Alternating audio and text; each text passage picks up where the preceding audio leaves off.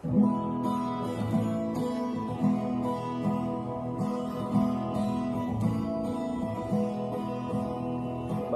makinig, matuto. Manood, makinig at matuto. May aral natin ang kwento ng bayan ko. Magandang araw! Isang paglalakbay na naman mula sa kaba ng kwento ng bayan ko ang ating pagsasaluhan ngayon. Ako nga pala si Sir Arnel Domingo, nagmula sa Schools Division of Nueva Ecija na maghahatid sa inyo ng isang kwento na kapupulutan ng aral. Ang kwento natin sa araw na ito ay tungkol sa pangangalaga ng ating kapaligiran. Ito ay pinamagatang Ang Misteryo sa Pamilya Resiklo. Ito ay isinulat ni Ma'am Adelia R. Mendoza at disenyo naman ni Ma'am Joy Marie A. Salvador na kapwa nagmula sa Schools Division ng Bataan. O ngayon, handa na ba kayong maglakbay sa kaba ng kwento ng bayan ko? Halina't makinig! Ang Misteryo sa Pamilya Resiklo. Sa isang malayo, liblib at maliit na baryo, naninirahan ng isang pamilyang kilala sa tawag na Pamilya Basura. Si Tatay Renus, si Nanay Resi, at ang kanilang anak na si Redus. Lahat ng mga taga-baryo ay umiiwas at natatakot sa Pamilya Resiklo. Bukod sa hirap at papilay-pilay na paglakad ni Tatay Renus, marumi ang damit at mabaho rin ang itsura ng buong pamilya.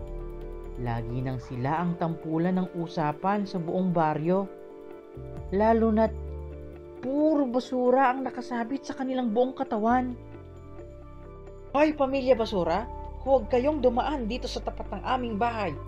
Ang sariwang hangin ay nagiging marumi at masangsangang amoy. Wika ng isang bata sa baryo. Pilay! Pilay! Sabay-sabay na sigaw ng mga kabataan at biglang nagtatawanan ng mga ito. Maging ang anak ni Mang Renus na si Redus ay ayaw kalaro ng mga bata.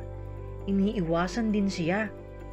Gusgusing bata, ayaw ka naming makalaro. Tingnan mo ang iyong sarili. Hindi ka ba nahihiyang lumapit sa amin? Pakutyang sabi ng isa. Kaya madalas na umiiyak si Redus sa kanilang tahanan. Anak, huwag mong pansinin ang mga batang walang ginawa kundi tuksoin ka. Wika ni Mang Renus sa kawawang anak. Wala kang ginagawang masama, anak.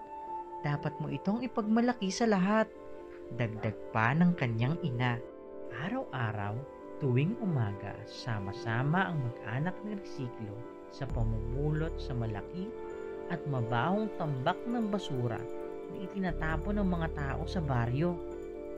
Itay, bakit po ba galit sa atin ang mga tao? Bakit po sila lumalayo sa atin? Malungkot at madalas na maitanong ni Redus sa kanyang ama at ina. Ayan na naman ang Pamilya Basura. Ano kayang ginagawa nila sa mabaho at maruming basura pinupulot? Naiinis na wika ng isa sa taga-baryo. Kapitan, hindi po ba ito peligroso sa ating kalusugan? Darami ang mga insekto na maaaring magdala ng sakit, lalo na sa ating mga anak. Sagot naman ng iba. Isang araw, nagkaroon ng pagpupulong ang buong baryo sa pangunguna ng mga matatanda at namumuno dito. Naghanda sila ng isang plano. Paano nila mapaaalis ang Pamilya Resiklo sa kanilang lugar? Sa kanilang paniniwala, ang pamilyang ito ay salot at nagdadala ng problema sa kanilang baryo. Naghanda ang mga taga-baryo ng bato, pamalo at pananggalang na gagamitin sa pagsugod at pagpapaalis sa Pamilya Basura. Dahil sa kinatatakutan at may kalayuan ang tirahan ng Pamilya Resiklo, bihira ang taong pumupunta sa lugar na ito. Malayo-layo pa sila sa tahanan ng Pamilya Resiklo ay may natanaw na silang makukulay na bagay. Ngayon ko lang iyon nakita. Maganda pala ang lugar natin. Ngunit nagulat ang lahat nang sila na ay makalapit na sa tahanan ng itinuturing nilang Pamilya Basura. Ito ba talaga ang tahanan ng Pamilya Basura? Hindi ka panipaniwala. Mataray na sambit ng isa. Malinis, maayos, at maganda ang kanilang munting tahanan. Lahat ng mga bagay ay naging kapaki-pakinabang mula sa mga basurang kanilang nakalap. Sabi ng ilan. Ang mga patapong lata naging paso, alkansya at florera. Tuwang-tuwang sambit ni Mang Ramon. Balat ng chichirya at candy na ating ikinakalat ay naging magagandang bulaklak, bag, unan at kortina. Nawi ka ng isa. Mayroong ding bag at basket, gawa sa mga nagkalat na dyaryo at papel. Ultimong maliliit na basura ay pwede pa palang pakinabangan. Manghang sambit nila. Natuwa ang lahat sa Pamilya Resiklo sa kanilang nasaksihan. Mang Renus, kayo po ay tunay na kahanga-hanga. Hindi hadlang ang inyong kapansanan upang itaguyod ang inyong pamilya. Masayang wika ni Kapitan Pedring. Ngayon alam na namin ang inyong ginagawa sa mga basura na inyong pinupulot. Paliwanag pa ng isa. Tuloy sa pagkuha ng basura ang Pamilya Resiklo. Nakabuo sila ng isang malaking bangka mula sa mga patapon na boteng plastik at styro. Napaisip ang lahat kung ano ang gagawin ng pamilya sa bangka na kanilang ginawa. Isang araw, dumating ang malaking unos sa buong bayan. Tumama sa kanilang baryo ang napakalakas na bagyo. Nagdala ito ng malalakas na ulan. Dahil sa mga basurang nakabara at nakatambak sa mga ilog at kanal, nagbunga ng malawakang pagbaha. Takot na takot ang mga tao sa patuloy na pagtaas ng tubig. Kapitan, ano po ang nararapat nating gawin? Marami na po sa ating mga kababaryo ang kailangan ng lumikas sa mataas na lugar. Kung magpapatuloy po ang paglaki ng tubig, marami po sa ating kababaryo ang malulunod. Nanginginig na sabi ng isa.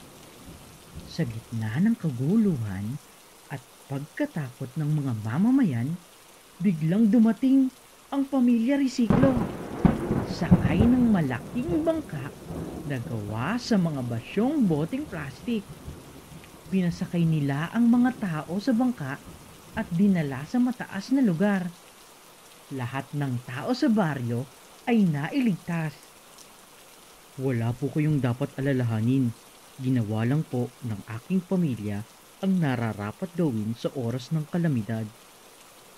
Malumanay na pahayag ni Mang Redus. Handa po kaming tumulong sa inyo sa abot ng aming makakaya kung inyo pong mamarapatin. Sagot naman ni Ginang Resi. Naging aral sa buong baryo ang nangyaring pagbaha sa kanilang lugar. Pinakiusapan nila ang Pamilya Resiklo na turuan sila ng wastong pag-aalaga at pagtatapon ng basura upang hindi muling maulit ang kanilang naranasan. Ipinaliwanag ni Mang Renus ang kahalagahan ng paggamit muli ng mga bagay na kalimitan ay ibinabasura lang sa pamamagitan ng pagre-recycle o pagre-resiklo. Malaki ang maitutulong natin sa ating inang kalikasan kung lahat ng tao ay itatapon ng wasto ang mga basura at gawin ang pagre-recycle. Binigyan din ng diin ni Mang Renus na mabatid at maunawaan ng mga tao na may pera sa basura. Matyagang tinuruan ni Mang Renus at ng kanyang pamilya ang lahat ng mga tao sa baryo ng wastong pagre-resiklo sa mga basurang kanilang itinatapon. Naging hanap buhay pa ito ng karamihan sa kanila dahil na ibebenta nila sa bayan ang kanilang produkto mula sa mga basura. Naging malinis at maayos ang kanilang baryo. Kalaunan, ang kanilang baryo ay tinawag na Baryo Resiklo. Unti-unting nakilala at umunlad ang kanilang baryo. Maraming turista ang bumibisita at dumarayo dito upang bumili ng mga gamit mula sa mga patapong basura. Natutuhan ng mga taga-baryo ang pagtutulungan at pagmamahalan na tunay na hiwaga ng pamilya basura. At diyan nagtatapos ang ating masaya at makabuluhang kwentuhan. Hanggang sa muli, paalam! Maraming salamat din po sa ating sign language interpreter na si Ma'am Joy S. Ramin mula sa Schools Division Office, City of San Fernando, Pampanga. Ang kaban ng mga kwento ng bayan ko ay mula sa amin ng Bureau of Learning Resources at ng mga Learning Resources Management Section ng Kagawaran ng Edukasyon. Manood, makinig, at matuto.